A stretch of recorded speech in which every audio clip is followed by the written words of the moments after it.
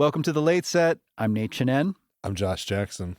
Hey, the Grammy Awards just happened. Woo! As we're speaking, it happened like a little more than 12 hours ago. Yeah, for real. So this is our rapid response team. Yeah, and I actually paid attention to it this year. Yeah, how did we possibly get you to tune in to so much Grammys? It is a miracle. I appreciate your service. Hey, I just really wanted to see how many Chick Corea Grammys he was Okay. going to win. Okay. Well, And I was honestly a bit surprised that he didn't take home one of them. we are going to get into that in just a moment. But All right. before we do, I should note that we do have a guest this episode. He is a really fantastic bass player, bandleader, composer named Dezron Douglas. Yes. And this is a conversation that you had with him at Solar Myth. It is not Grammy related, but maybe future Grammy related, because Dezron is the kind of guy that you expect to see in the winner's circle someday. I imagine he will be, especially with his current projects as well as the things that he's working on with Fish bands and whatnot. Right. So stay tuned, please, for a wonderful conversation with Dezron Douglas. Also, we're going to have This I Dig. You won't want to miss that. But first, okay. Grammy response. Let's divide this into a couple of zones. So first, why don't we talk about the music at the Grammys first? Okay. And then we'll get into the actual sort of award analysis. But we watched, a good portion of the premiere ceremony, and we also watched bits and pieces, in your case, and the whole dang thing, in my case, of the main telecast. And there was some pretty good live music on this telecast, sadly, because of the fact that they were honoring the dearly departed. So let's talk about that. Yeah, well, let's talk about, first of all, the D'Angelo and Roberta Flack tribute. Yeah. I mean, I was like, okay, well, there's all of black music Mm-hmm. on the stage, acknowledging two really important individuals in this music. There was something very emotional about the fact that, especially in the case of D'Angelo, the people who assembled were his friends and contemporaries. He was obviously taken before his time. And so there was a real deep current of connection and loss. The tribute was spearheaded and I guess to some extent organized by Lauryn Hill. I'm not sure how much organizing she did, but she presided, certainly. She did. And the band included Pino Palladino. Marcus Miller. Yeah, and Marcus Miller. I couldn't tell. I need to rewatch it, but I think that Pino was playing during the D'Angelo portion and Marcus rotated in for the Roberta Flack portion. But maybe there was a bit of tandem work. I'm not sure. I was just kind of watching the mass. It was a lot of people on stage. People. I will say that of all the singers who came in and out, and this includes Raphael Sadiq. Bilal, dude. Bilal, he's the Nailed one. it. Bilal Nailed it. walked on stage, and we should say Bilal is a friend of the pod. We have had him on the Late Set. That's right. Really great episode. Please check our feed. You will not be disappointed. But I was really moved because he walked on stage as if it wasn't a performance. He seemed visibly emotional, as if he was kind of trying to find the strength to do the thing. And I don't think it was a put on. Like, I really think he was feeling the weight of that moment. And then he just rose to the occasion, singing Untitled How Does It Feel? Yeah. And turning it into a supplication. I was slightly annoyed that because there were so many people, everyone got a turn. Mm-hmm.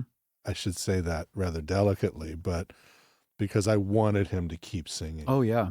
I was like, you are nailing this, man, and channeling the really that raw emotional power that D'Angelo did so well. And he, like D'Angelo, was tapping into a thing that could only keep spiraling up. Like, it was like you could feel that he had the power and the band was with him to really take it to church. Girl, it's only you.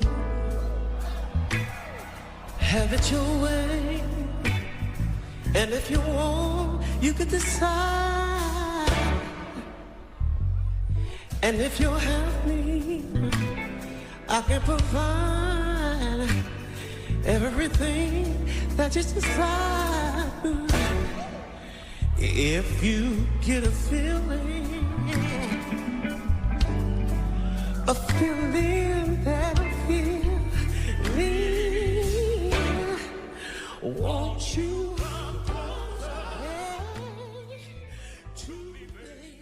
I even like the Sabbath stuff too, man. You know, like there were two like in memoriam presentations. Like I was like, boy, there sure were a lot of people who passed last year. Yeah, it is pretty wild. We can do the parlor game of who did they miss and whatever. At one point, I was prepared to get upset that they had not properly acknowledged Jack DeJohnette, and then Slid him in. They slid him in. But I don't think they got Al Foster. I don't think they got Hermeto Pascoal. I'm not sure. I don't think they got Andy were, Bay. Yeah, I'm not sure because they were cutting away at moments Yeah. where they were flashing placards up there on the stage, Yeah. but I didn't know who they were acknowledging. Yeah. So there's always sort of mixed feelings about the pageantry of the thing, but I do think that, as was the case with the 50th anniversary tribute to hip hop that Questlove put together, like when you get all those incredible musicians on stage and there is a clear focus and a real sense of occasion, you can't miss, really, you know. So let's talk about jazz. And let's talk about the awards. Interestingly, you know, there was a jazz musician involved in that tribute. It was John Batiste at the piano. Weirdly, I didn't feel like he was integrated very well, but it was nice to see him up there. Another person that we saw quite a bit of during the pre-telecast was our friend Christian McBride. He was all over it. He is what I like to call part of the Grammy gentry. Yes. He's someone we expect to see at these awards. And I thought in a very gentlemanly way, he escorted Chick's daughter up to accept the award for best performance. It was very gracious. Yeah.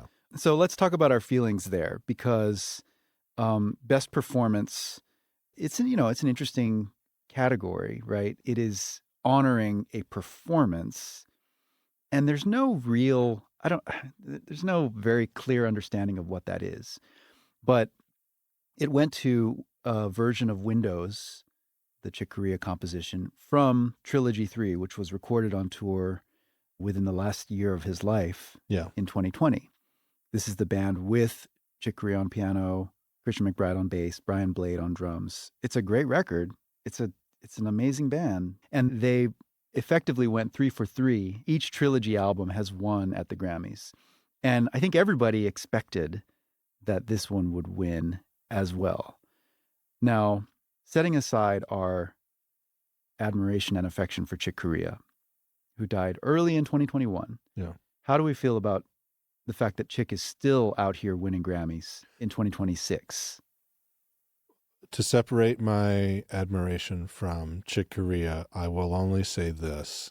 Based upon this sort of logic, there is no reason not to nominate, say, an undiscovered first-time release of Thelonious Monk at a high school, for instance.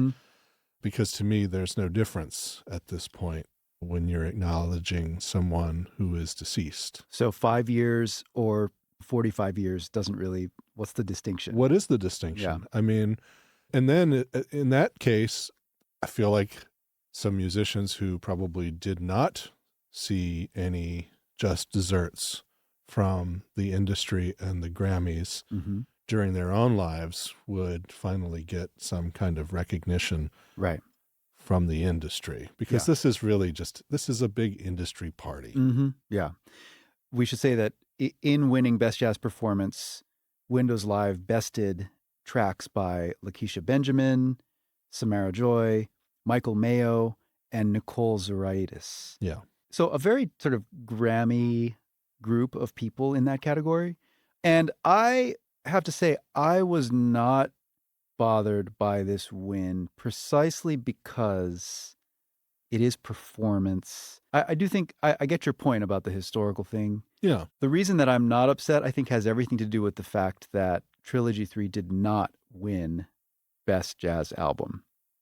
I was prepared, and I was fully expecting that outcome, but I was prepared to be pretty upset about that.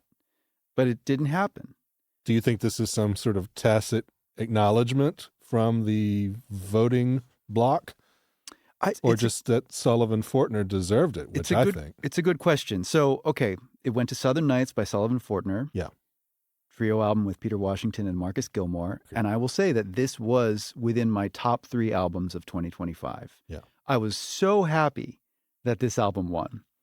To me, it's the clear choice.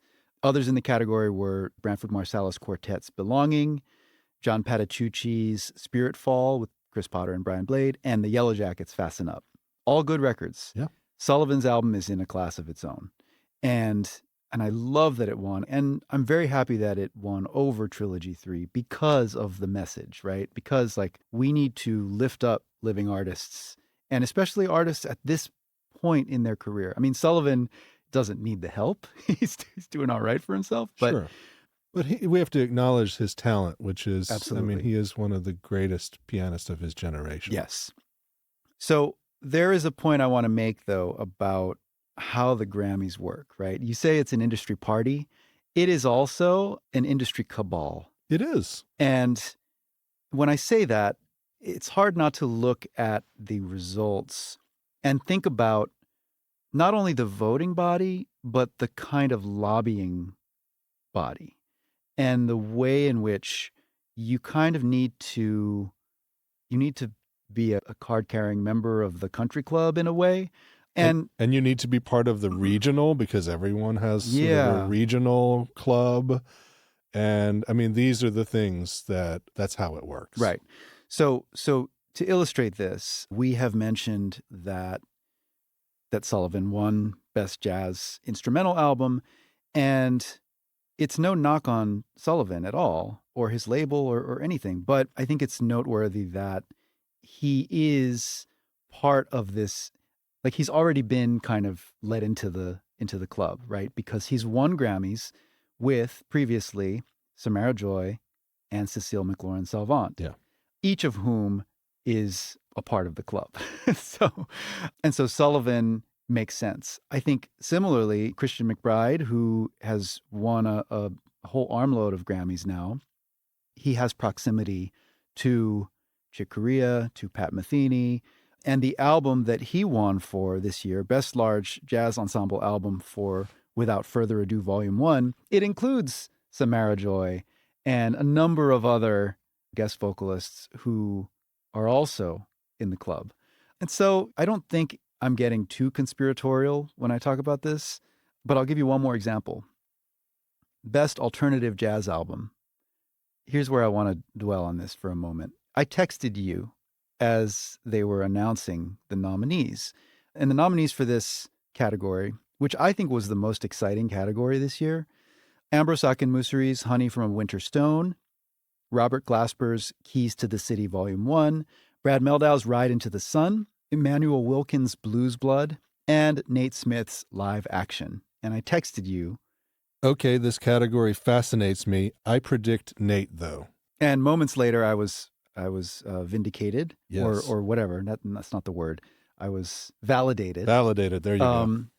And I'm not mad at this. I think Nate Smith is an incredible musician. Totally.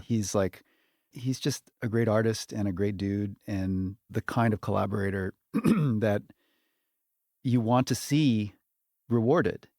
My observation about this win is, number one, Live Action is the most sort of broadly palatable of these, maybe with the exception of the Robert Glasper album. It's a crowd-pleasing album. Pop-oriented.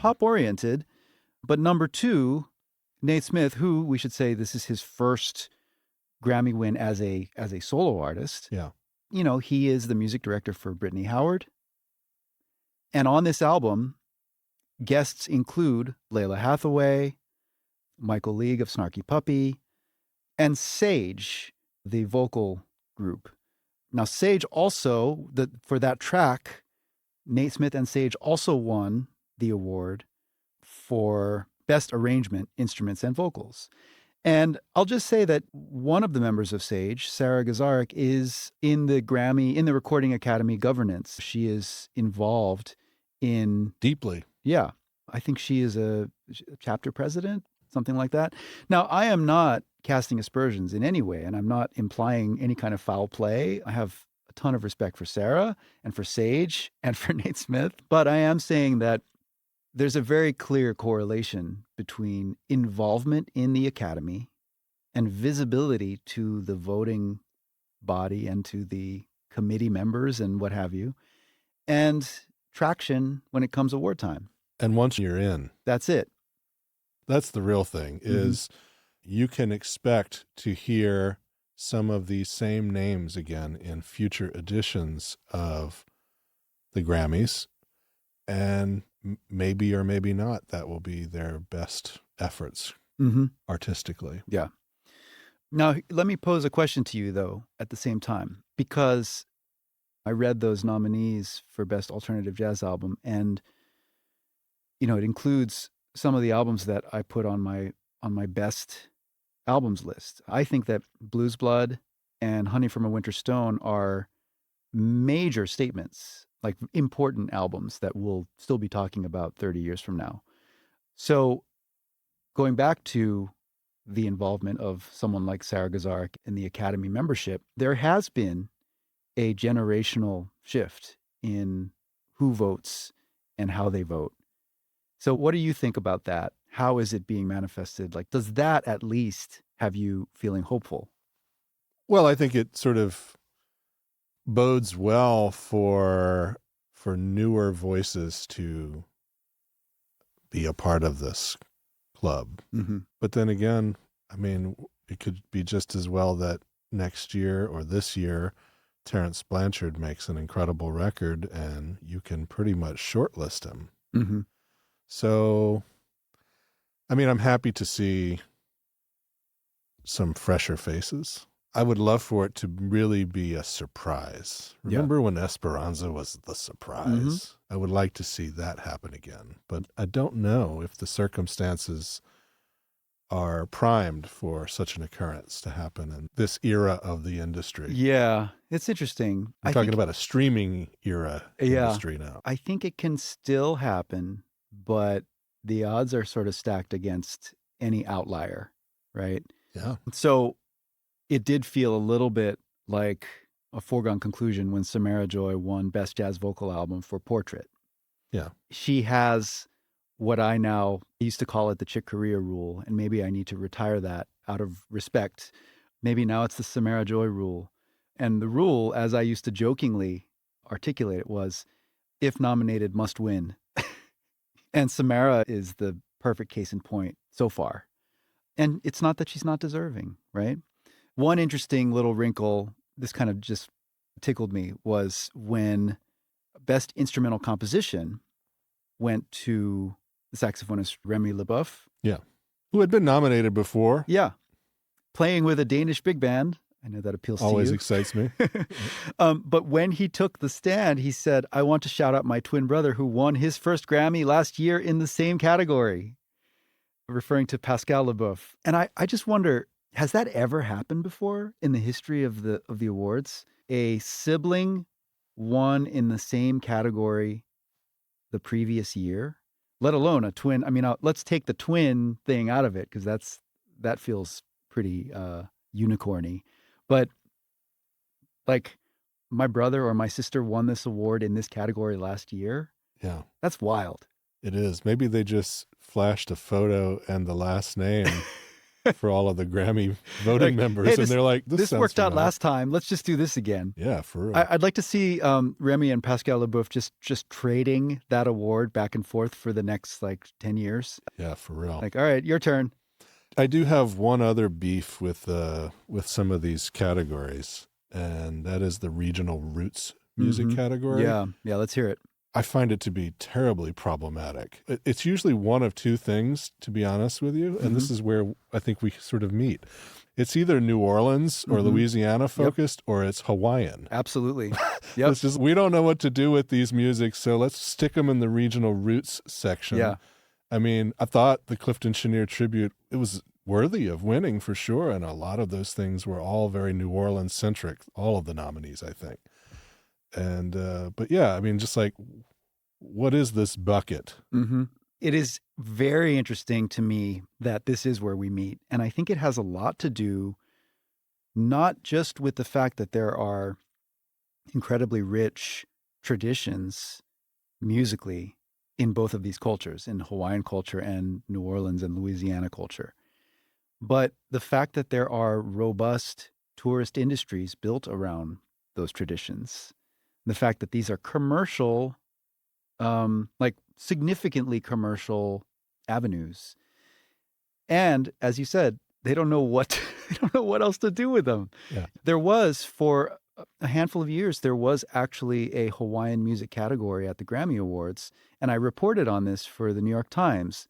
And what I concluded in my reporting was that this award was being dominated by an industry operator, a perfectly nice guy and a good musician, but somebody who was putting in time at the Academy in Los Angeles and cleaning up, like just monopolizing the award because he knew how to sort of pull the levers. And it elicited such an outcry among other members of the Hawaiian music community that I think they finally said, you know what, this award is just too much trouble. Yeah. Let's get rid of it and let them contend with the other regional roots people. so it's funny. It's like if they were to break off, like maybe under the Americana category, if they were to say like Cajun and Creole or whatever, Yeah. like that category would be as plagued with problems as the regional roots is. I just feel like if it's got a German style accordion or a slack key guitar or a low brass instrument, right, it goes directly into the regional roots category. Yeah. Interestingly, they broke off the Tejano and, like it's like the Mexican, like Texas and Mexico folk thing has kind of its own lane, which I think, and it's interesting to consider, like, is that mainly because of language? Like what's the differentiating factor? I mean, all of this stuff it's all contested. It's all compromised. I think even the people designated these categories would say, well, this is the best we can do given a fundamentally flawed system. Yeah. As beautiful as sometimes the outcome can be. Mm-hmm. So unless you have any other thoughts, I think we've beaten this horse enough. I think we have. And, we'll end by saying, issue congratulations for sure to all the Grammy winners. You are still fundamentally being acknowledged by your peers. Oh, yeah. I think it was Stephen Sondheim won an award once. It might have been at the Tonys. And he said, and this was like, I think his first award, like in the early 80s. And I think what he said when he got up there was, I really don't like these, but it's nice to get one. That's it. So even if you feel conflicted in some way about the Grammy Awards, we're happy for you. It has a measurable impact on sales, on bookings, on stature. And it just is what it is. We recognize all the nominees, and we want to just say, like, to those who didn't get the shine, we hear you. We see you. We know you're out there. Yeah. Keep on creating. Keep on creating. And that's a good segue to our main event here today, because nobody's keeping on like Dezron Douglas. I mean, ever since I first ran into him with his bass on his back, humping it from one gig to the next in New York, I mean, I've always been impressed with just the level of commitment he has, and he wants to play all the time. Yeah. And I'm thankful that he comes down to Philly to play a few times a year at least. And I'm also thankful that everybody allows him to come into Philly because he's a Giants fan. Yeah, right. Well, let's get into it. Josh Jackson with Dezron Douglas at Solar Myth.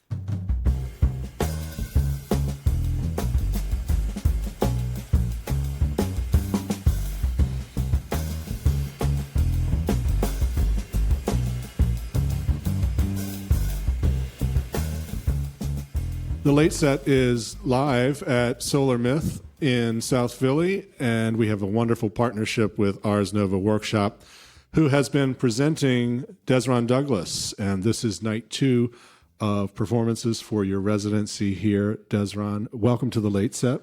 Thank you for having me, Josh. Appreciate you, brother. As I mentioned to you earlier this evening, this is a promise that I made 6 years ago. Mm-hmm. You were playing with Sullivan Fortner in a trio with Joe Dyson at the Rochester Jazz Festival, and you were talking to me at that point about finally coming out with your own first record. Yeah, I think that was, if I'm correct, that was the Black Lion record. It was digital release. And because we're talking about the year before the pandemic, like 2019, yeah. Right?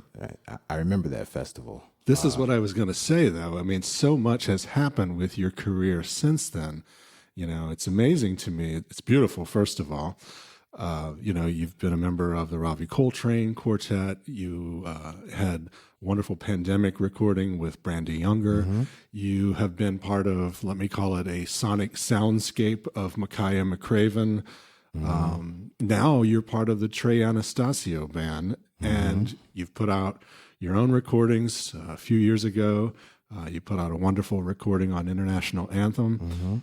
And that core ensemble is a part of your residency here in Philadelphia. Yes, that's the band. The band. Yeah. It feels like the band now. It's great to be a part of a band. Throughout my career, I've been a part of some great bands, not just a quartet or a trio, or there were actual bands. And I think there's a difference, you know. Anyone can have a quartet, anyone can have a trio, anyone can have a big band or a big, large ensemble. But the term band comes with fellowship, comes with trust, comes with personalities, different personalities, and a lot of love for each other. Don't forget a ton of responsibility.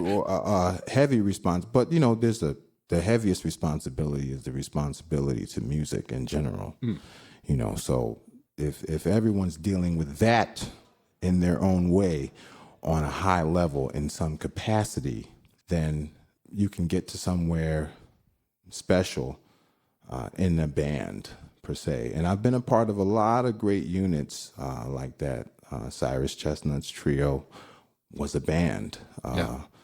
The groups I worked with Eric Reed over the years were a band. You know, Willie Jones's groups, Steve Davis, Renee McLean. I was in his band for 4 or 5 years, beginning in college and for a few years out of college. And now I still happen to be in some great bands. Ravi Coltrane's group, his band, Trey's band, and they allow me to be me within the context of that fellowship, you know. This is really earned, though. This is accumulated over the times that I remember you in New York. You were everywhere all the time, and you were humping that bass all over New York City.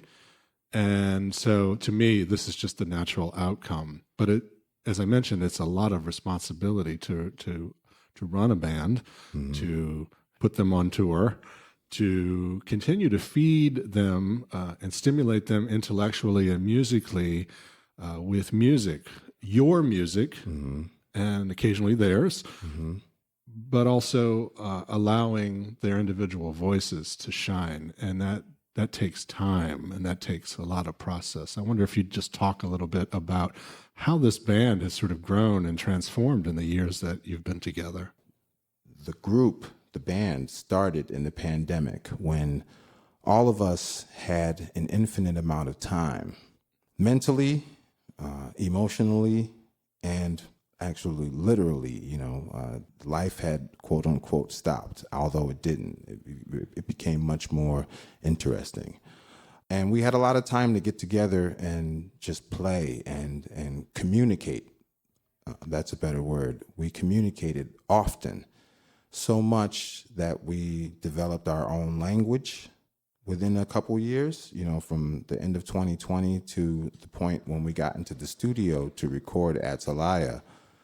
By the time we got there, we had developed something that was our own. You know, I remember calling Joe and calling George and calling Emilio, and I was like, hey, you know, do y'all want to play with me? Can we get together? And they were like, yeah, let's make something happen. And that's how it was established. It wasn't like, oh, I'm going to start a band and, you know, I want you guys to be in my band. You know, it was like, can we create something together? and it was 4 equal parts. Now it's 5 equal parts. This year it's become more often that we incorporated our vocalist, Jasmine Silka, who we started working together in 2021, like the spring of 21. The band had rehearsed and recorded a bunch of content like 4 or 5 times, and then I was writing some lyrics. I actually been writing lyrics since I was in college. They just didn't make sense then. It was more about the music. I was trying to be hip, being around Jackie McLean. He did everything, so I was like, I want to do everything, I was he encouraged thinking that. about it. Yes, he encouraged it heavily. He's like, why don't you guys create, So Silka began collaborating with us in 21, and, we did a recording. We released a single on that song we're going to play tonight, actually, Freeway. And we hope to get in the studio soon and record as a quintet. You mentioned them by first name, but let's just go through them. You have Joe Dyson on drums. Joe Dyson on drums. You have George Burton. On piano. Philly native. That's right. George Burton on keys and soundscape and symphony. Yeah, and Emilio Modest. And Emilio Modest on saxophones and sounds, and Silka on vocals. Yeah. What do each of these component members represent? What is it about each of their personalities that you desire as a band leader? As a creative, when we express ourselves solely, we are free to portray and tell the story, and whatever our agenda is, it's solely that. All 4 of them can come there with me, whether they agree or don't agree. They can come there with me and do their best to deliver the vision that I have.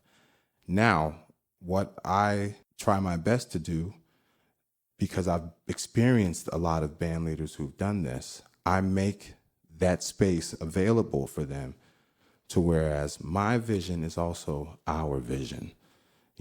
Whatever George, Joe, Emilio, Silka want to say, let's say it together.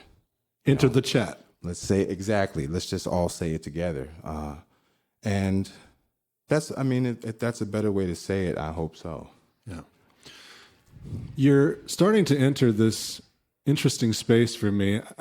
I have a deficit in listening, I must admit, to Trey Anastasio. I did see Fish once in 1996 at the New Orleans Jazz and Heritage Festival. Wow. With Michael Ray on trumpet and Walter Wolfman Washington joining for that festival, which was an interesting experience. But then, I took a different route. But I'm curious because now you're in this space where there's also like Victor Wooten and Oteil Burbridge and some real heavy cats.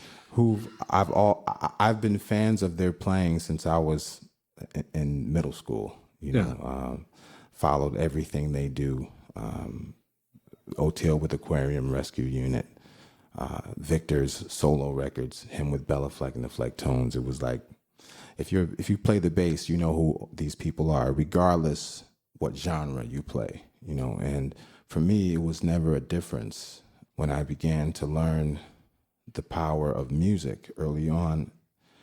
Even as a child, I was working, playing bass in my dad's gospel group, and learning the power of music. It does not matter what genre you decide to express yourself in. If you play the bass, play some bass. It's like bass. It's in every idiom of music, it's the same, and it should be approached the same way. And yeah, the jam band scene, I don't know if you remember a festival called Berkfest. Yes. So one of my best friends, Jennifer Hartswick, who also plays in Trey Anastasio's band, we met at Hart when she was a freshman, and she did her freshman year, and then she said, I'm going on the road with Fish. And I was like, she's like, you know who Trey Anastasio is? And I'm like, no. You know, at that, when I was in high school, I was a Dave Matthews Band fan. That was my introduction to the jam band scene. But I quickly got hip to who Trey was, became a fan quick, real fast, especially since Jen was working with him when we were in college. And I was working in her band. And that was my introduction to the jam band scene, really playing that Berkfest hit with her. And I think Medeski Martin Wood was on that same festival, the Motet. A couple other bands that are popular now were also on that festival. And I was like, wow, people come out to see musicians play music. Go figure. Come together, come together, come together. We've got to rise up. Come together, come together, come together.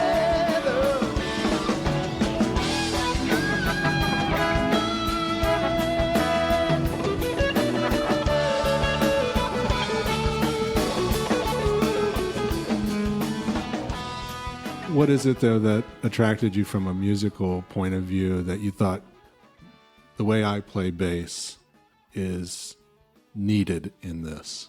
I think as artists, we all want to feel needed, as humans, we all want to feel needed. I don't feel like I'm needed in the scene at all. I don't feel like I'm needed on any scene per se. What I do feel is I want to be there. And if I want to be there, then hopefully people will want to hear what I have to say and my viewpoint. Dezron, you've mentioned Heart a couple of times, so let's go there. Let's go with Jay Bird and Jackie McLean. I mean, I can I'm talk glad about you know who he is. I can talk about him forever. That's Jay Bird. Yes, well, I'm old enough to have worked with him and known Dolly as well, you know, and I know that they had a significant impact on your early growth period, as well as with the Artist Collective. And I'd love for you to talk a little bit about some of that. We could talk about it for the rest of the conversation. No, I feel you. Of course. I lived that experience that I was blessed to have. I lived it tenfold. Jackie McLean, he had been by my grandmother's house when I was very young. My great uncle was a friend of his, a gentleman by the name of Walter Bolden. Brilliant composer, drummer, best friend of Arthur Taylor. And every holiday, since we're in this time of year, my Uncle Walt would be at my grandmother's house playing the piano. And I vividly remember a short, light-skinned brother with a high-pitched voice hanging in my grandmother's living room with my Uncle Walt, and I'm just watching. You know, I'm not really understanding much, just enjoying what I hear and just taking in the experience. Years later, when I graduated high school, I was a music student at the Hartford Conservatory's summer program. There I played tuba, trombone, and bass in the jazz department, and studied with Marshall Brown. He was my brass instructor, and Dave Santoro was my bass teacher, playing, you know, Dave played with everybody. I graduated high school, I got a job, but I was playing with all the local musicians, you know, around town. I was playing in bar bands and finally getting my hustle on as an 18-year-old. I was finally allowed to. My mom wouldn't let me take a paid gig unless I was working with my dad, and it's like, until you turn 18, you know. You're playing for the Lord. Exactly. That was part of it. Yeah. It's a beautiful reality. So I remember getting a phone call. It was maybe like late November of 1999. And my mom was like, Jackie McLean's on the phone. I'm like, Jackie McLean?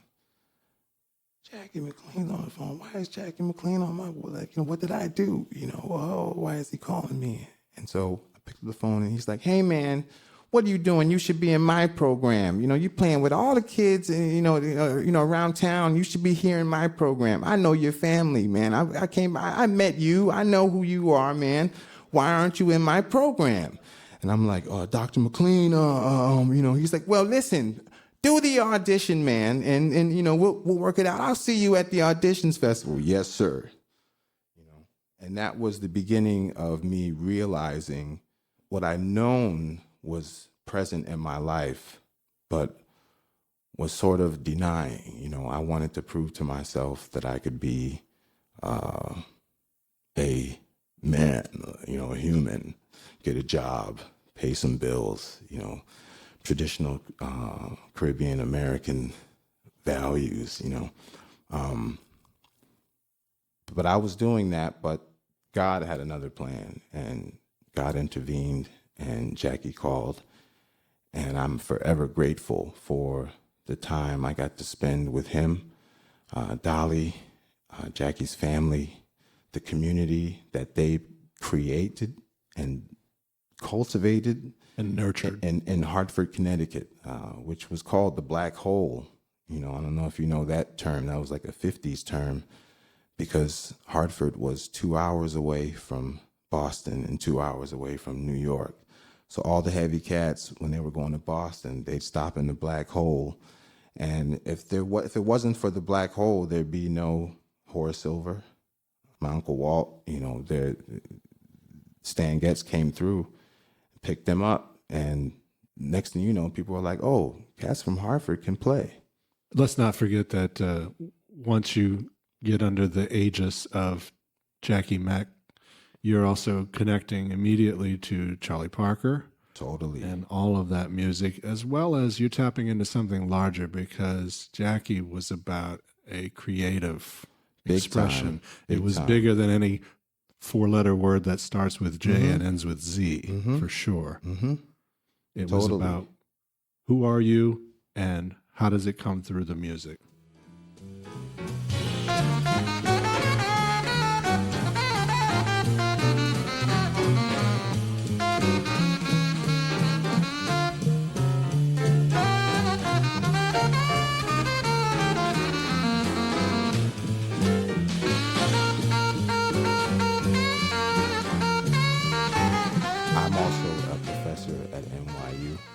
Been there for 5 years now, since the crisis, and I can't deny what's true.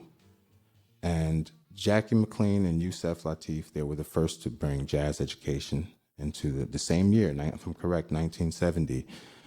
Dr. Lateef was in UMass Amherst, and Dr. McLean was at the University of Hartford. Teaching autophysio-psychic music. Exactly, and Jackie had the African American Music and History Department. Yes. And what they gave was direct knowledge from not only their lives, but their friends, people that they fellowshipped with and that they communicated with. And the initial concept of jazz education, African American classical music education in the university system, the initial concept was very beautiful and special, and not fully recognized for what was happening. It wasn't necessarily run by PhDs, but it was run by people who had earned the PhD on the bandstand, and in life, and their travels. My freshman year, first day of class, Dr. McLean had all these musical instruments, these African drums, set up, and then he commenced to playing each one differently, including the talking drum. And then he explains, this is the Airway Music Orchestra. This is the first orchestra. Ancient antiquity. Like, that was like the first day of class. You just said a word that put me on one of my favorite Jackie McLean records with someone else you've played with, Michael Carvin, Antiquity. Yeah. Kumule, exactly. So now with the commodification of music, because in the university system, it's big business. It's got to be a business. Institutionalized. Exactly. Institutionalized. before You can take that word in a lot of ways. Well, before it was institutionalized, the music was commodified. Yeah. You had to know that you can make money off of something. Oh, yes. When that happens, you hope to not strip the DNA of things, but some things are missing when the information is given. And I was blessed to be a part of a generation that was able to be there with some of the last true masters of the music. I don't take that for granted. That's how that's the foundation that I've built my own personal musical DNA on as a creative musician.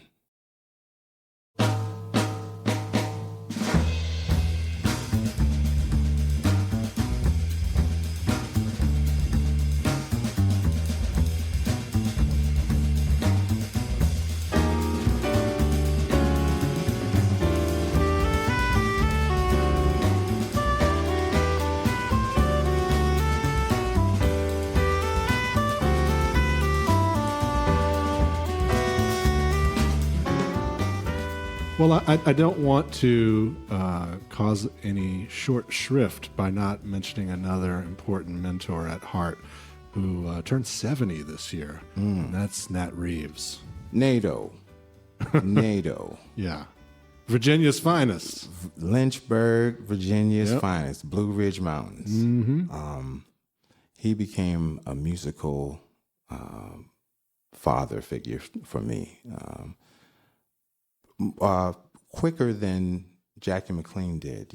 I sought out Jackie. Nat was there. Nat was like, I remember the first day I met him at Hart, and I had seen all the, I watched the videos. Back then there was a jazz show on BET called Bet on Jazz. I don't know if you remember. It was like after hours. Yeah. Then they put on the jazz, And sometimes it would be like some Dave Samuels tropical. Exactly. Shabooby-oo, shabooby-oo, BET, you and me. Come on now, that was my shit. So they would show clips from all the jazz festivals. And I remember I was like maybe 15 or 16, and they were showing a clip from Kenny Garrett live at Jazz Baltica. Was it the Songbook Band? Yep. It was Kenny Kirkland, Nat Reeves, and Tane. And I remember, I was playing upright bass for like 2 or 3 years at that time. And it's me and my mom sitting in the living room watching it. And Nat I remember my mom was like, I like that bass player, and I was like, yeah, I like him too. And I was just like, oh man, just the time, the way the time was placed, the note choice, the vibe. It was like Nat was like the vibe of that band. Yeah. And at that time, I wasn't heavily familiar as I am now of all of Jackie McLean's units. And it wasn't until maybe the end of my senior year in high school that I first heard J-Mac Attack Live, and it was Nat. Of course, but at that point, I'm trying to find all the records with Nat on it. It wasn't just Kenny Garrett at that time. And the first day at Hart, I used to carry my bass on my back, which I did until I was 30. I remember. You remember that? I used to carry my bass on my back, and I was like maybe 19. I'm in the hallway, and I just hear from all the way down the hall, "Ooh, baby, you can't do that for too long." Like, who's it? I'm looking around. It's Nat Reeves. I'm like, "Oh, Professor Reeves." He's like, "Yeah, man. You got to think about getting the wheel, baby. You can't do that too long. You strong, though. You got it. I see. You young guys. Y'all know. I was like, Professor Reeves. And from that day forward, he wrapped his arm around me, and it was because of him that I began to learn that music is more than notes. The vibration alone of music can heal. And I learned that and firsthand from Nat, and it was reinforced by all the other masters that I got to encounter. And I'm still trying to play bass like Nat. I'm still trying to be like Nat. He knows that. Love you, NATO. Who do you look to now for counsel occasionally among the elders? I have some personal mentors still, and the people who have been mentoring me from day one that are still here. They're still mentoring me. Yeah. You know, Abraham Burton and Eric McPherson. They threw me in the fire, like in the skillet, when I was 18. You know, I was studying at Hart and then rehearsing with them in the city. And they used to be like, yo, G, you know, all that stuff you're learning in the classroom, that's good. We ain't dealing with none of that. Hit, you know, bam, you know. And the experience I've had with them through life, they've watched me grow up. Louis Hayes, every time I talk to him, I'm learning something. I heard you say melody earlier, and I knew right away Louis Hayes. He's given me a lot. He actually, in 2007, I don't know if you remember MySpace. I do. So in 2007, I had made this statement. You know, everyone had to have like a mission statement. This was before they allowed you to put music up there. Okay. You had to have this mission statement, whatever. You know, so like, I took it as an opportunity to have a mission statement. And I was like, a manifesto. You know, I said something to the, to the effect of, swing is everything. All you have to do is swing. If you can't do this, just swing. And I remember all of my peers, people my age, were playing mixed meter music and things that didn't necessarily swing. Like, I felt like they were trying their best not to swing. And to be accepted, I was playing and doing my best to play that stuff and learn it and be able to communicate with them. And I did well. I wasn't the best at playing, and hearing and counting. I wasn't the best at it, but I had a lot of heart. And I always made everything feel good, even if I didn't understand what was happening. That's on God that I was able to make things feel good, to make them think that I knew what was happening. But I continued to fellowship. And I remember when I finally got a chance to play with Lou in 2009 and join him, and we still work together quite often. He's right here with me always. I can call him up and he's like, Dezron, But he looked at me. We were in the airport, and he said, he wears glasses. I wear glasses too, but that look that the masters have, where like they'll look over you. You see their eyelids over the top of the glasses. He looked at me and he was like, we haven't played one note together, but I can look at you and I can tell that everything's gonna be melody. I can't wait to do it. And from that day, I was like, I felt like he injected filled you up. The life that I needed to know that I can be who I want to be. And this is what I want to do. I like doing that other stuff too, but I can do it all at the same time. Everyone who's opened their heart and said some meaningful things to me over the years, I still see them and still get bits of nourishing, vital words from them. Russ Musto. Do you remember Russ Musto? Of course I do. Always on the scene. Man, I remember playing at Smalls with Eric and Abe, and this was like maybe 2006. I was right out of college around that time, and I was just going for everything. And I remember Russ pulled me backstage, and he was like, I see what you're doing, man. And he was like, keep working on it, man. He's like, you might have the possibility to be able to stretch a bar like this. He's like, you can hear it over here, and I hear you can hear it over here. He's like, there's all kinds of stuff in there, man. I want to see you be, and that's actually what I was trying to do. In hindsight, the way I play now is exactly what he was talking about. Being able to know what every part of the beat feels like, not just where it is, and how to exploit it and then stretch it. I want to ask you 2 rapid fire questions. First impressions. Favorite Jackie McLean album? Ooh, oh man, that's the toughest one in the world. Come on, man. Rapid. The Source and the Meeting. All right. Jackie and Dexter. Beautiful. on Steeplechase Records. Steeplechase. That's where sometimes on the record you don't know if it's Jackie. Sometimes on the record you don't know if it's Dexter. It's a beautiful thing.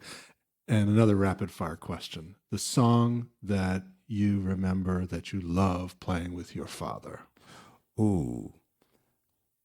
That's My Son Hanging on the Cross.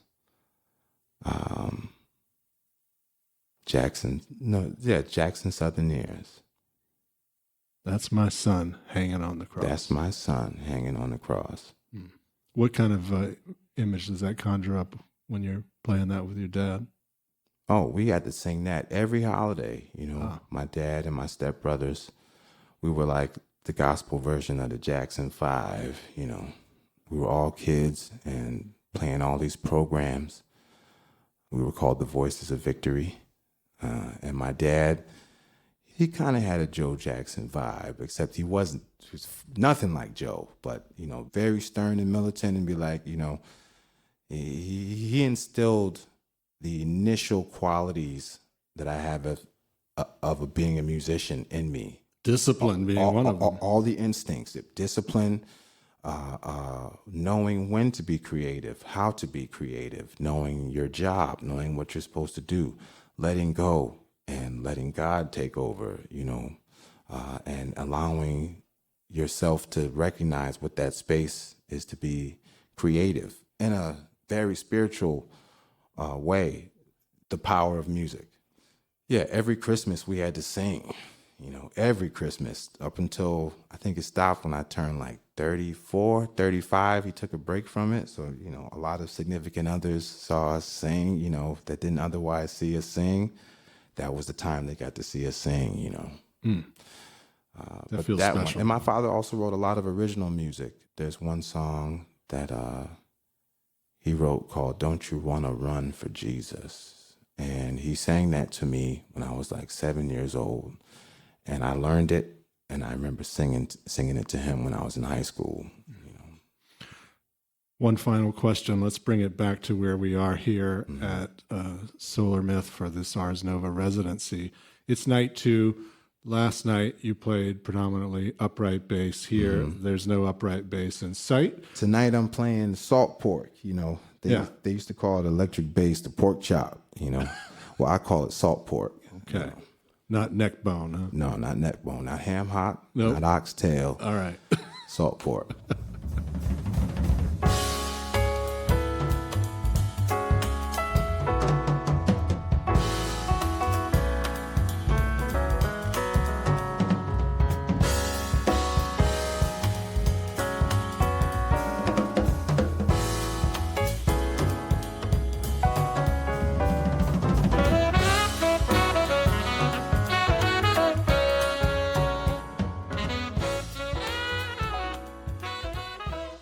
How has this band's sound changed? Because there's not a lot of what I imagine we're going to hear tonight that has been represented on recorded media. No, once Atalaya was released, because we were a band that was literally workshopping music, and Atalaya was the end result of the first initial workshops.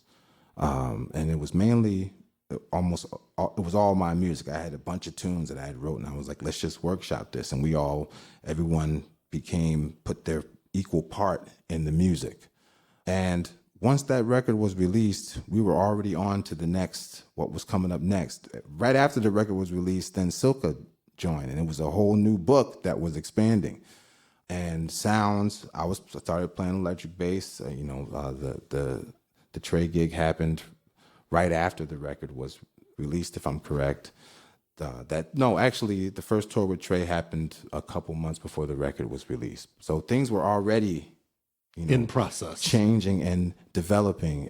So for the last 2-3 years, we've been playing a whole new set of music, and everyone's writing up until this residency. There's 2 pieces that we played last night that were actually 3 pieces that were literally 2 specifically that were written last week, and 1 that was written a couple months ago. And tonight we're playing some things that was written a couple months ago, and some things that we've been playing for the last 3 years. Joe has contributed.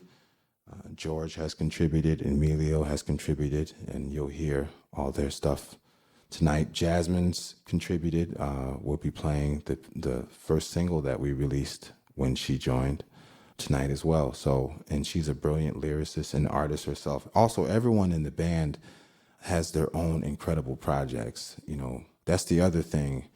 Something that I've been telling my students, you know, who are bass players and drummers and that have been hanging with me in private study, is, you know, when Miles Davis, I feel, and this is maestro, I'm not, please, no disrespect intended at all. This is coming from an absolute place of love. But when Miles Davis hired Ron Carter, he didn't hire Ron Carter because Ron Carter wanted to play with him. He hired Ron Carter because Ron Carter was the best person for the job and was a hell of a musician and bass player and creative. That's what Miles wanted, you know. Yes, I asked everyone, did they want to play with me? But that's not why we're here. We're here because together, you know, we're some bad and you know, I won't say it, you know.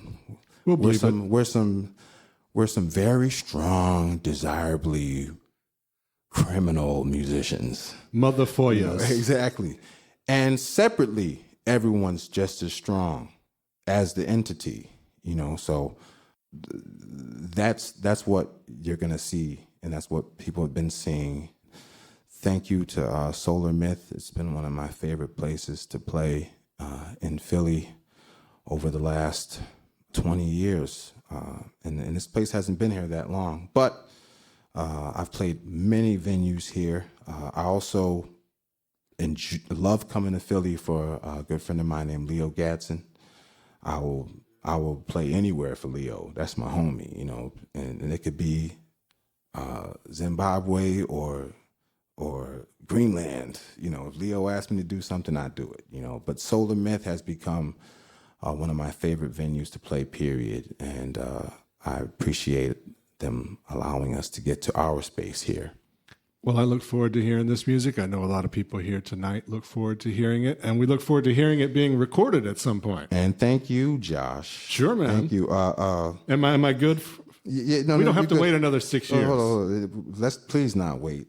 Let's please not wait another 6 years. But I have to tell this story. I don't know if it's cool to tell this story, but I'll never forget. We're running out of time. No, go ahead. I'll never forget my first week at the Vanguard. I was playing with Al Foster, and we were filming a set for the for NPR and WBGO. Mm-hmm. Yeah, and live at the Village Vanguard. It was the first night. I think it was the first. Literally had to be the first night. Because it was a Tuesday night. You were doing the recording on that Tuesday.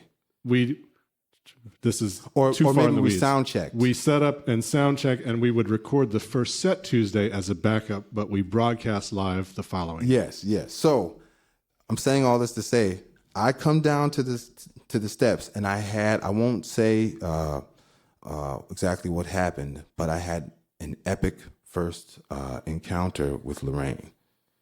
And as she was trying to kick me out the club, Josh yells over, "Lorraine, that's the bass player. That's Dezron." And she looks at me, "Why didn't you say so?" And I was like, "I was trying to say something." I'm like, "Man," he's like, "Don't worry about it, man. Everything you do, just come on in here, you know." I saved you. Yeah, you saved me. And she's beautiful. She wrapped her arms around me, immediately. But it was very New York. It was very New York Vanguard experience, and you were a part of that. So thank you. Thank you. Thanks for the music, Dezron. And thank you for your time here on The Late Set from WRTI.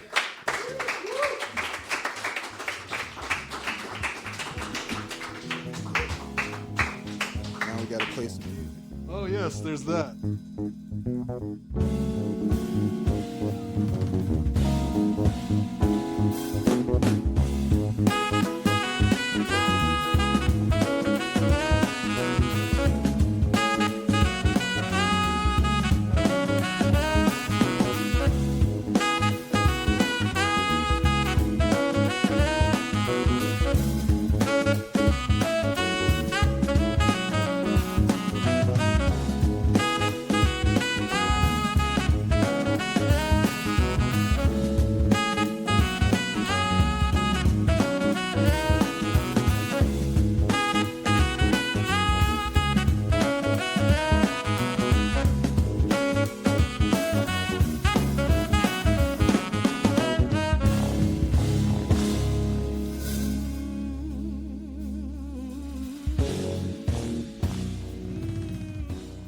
Dezron, what a great dude. And what a great conversation. Thank you for representing the late set. Sure. I think I had a kids choir concert that night. Otherwise, I would have been there. You're totally off the hook. You did the right thing. I've got other commitments Yes. every now and again. But I'm excited to hear this next album of his. You know, it's been a while since his last release. I think 2022. Yeah, it's been a number of years. He's due. So I'm excited that he's been, you know, got some pots on at a simmer and getting ready to put it out, right? A lot of new music, and yeah, I look forward to him. We may be the first time that some people hear some of these tunes, because we recorded some of this performance at Solar Myth. So stay tuned for that. That is exciting to know that we can be that conduit. We've done that before with a few artists. Jaleel Shaw, we shared some previously, well, we shared some otherwise unreleased Mary Halverson music. Exactly. So keep it here and tell your friends. Be sure to spread the gospel of the late set and WRTI with everybody you know that cares about music. Speaking of caring about music, I think it's time for the segment that we call This I Dig.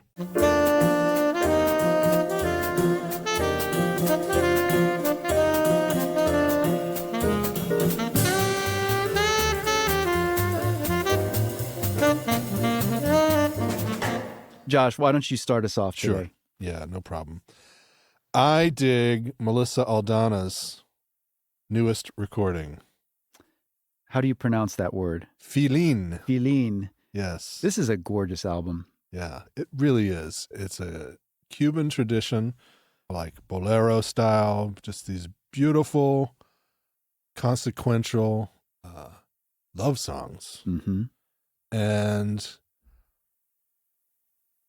approaching these works requires a lot from an artist. And I really think that she came to it beautifully. And she's in some pretty amazing company. Gonzalo Rubalcaba, who just won his own Grammy. Yeah, we neglected to mention him at the top of this show, but he won his 4th Grammy in the Best Latin Jazz Album category. Benny Moré. For a tribute to Benny Moré and Nat King Cole.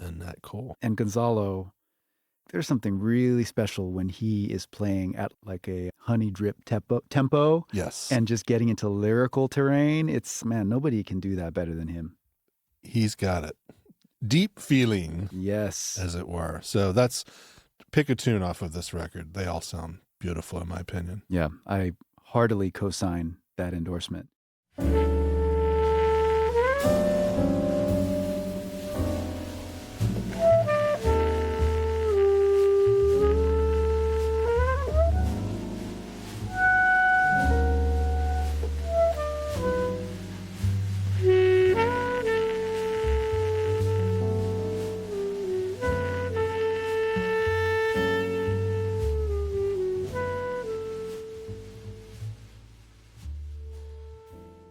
I've got one.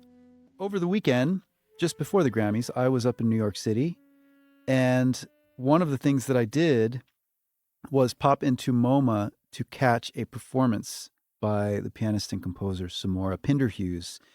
He's in residence at MoMA in a thing called Call and Response that runs through February 15th.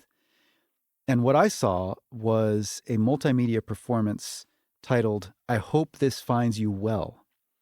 And it features a choir and a small ensemble that includes Rafik Bhatia on guitar and a string quartet and some others. And then it has oral history recordings from his work in penitentiaries, speaking to the incarcerated about their humanity, honestly. Yeah. And so Samora has long been interested in injustice around our carceral state and social activism. And what blew me away about this performance was I feel that he has so smartly distilled this like enormous issue and this burning passion for justice. And he's created a true work of art out of it. Like, it does not feel like advocacy leads. in this piece. It is gorgeous and heartbreaking and sensitive and non-didactic. At times, it's actually really even funny. It's just human. It's just so human. And the music sounded incredible in the space. The visual presentation with video projections and lighting, it was just marvelous. A really amazing experience and something that exceeded my already high expectations. So I am definitely digging that. There are other performances in this series leading up to the end of the residency on February 15th. So if you are in or around New York, I would urge you to check it out. The Late Set is a production of WRTI and made possible by WRTI members. And if you enjoyed this podcast, be sure to leave us a rating on the podcast platform of your choice. And don't forget, subscribe and follow us on all of the social medias. Our show is hosted by me, Nate Chinen, with Josh Jackson, and the show is produced by Alex Arif. The interview was recorded by Bo Gordon at Ars Nova Workshop. Special thanks to Mark Chrisman and the folks at Solar Myth. Also, Eric Lenz of Eric Lenz Management. Robbie Webb is our assistant production manager and mixed this episode. Our production assistants are Alexander Bolliker, Jacob Dodd, Delia Joyce, and Alana Beltran. Our director of operations and production is Tyler McClure. Associate general manager for content and programming is Josh Jackson, and Bill Johnson is WRTI's general manager. Stop by WRTI.org and check out everything else we're cooking up in Philly and beyond, and we'll see you soon.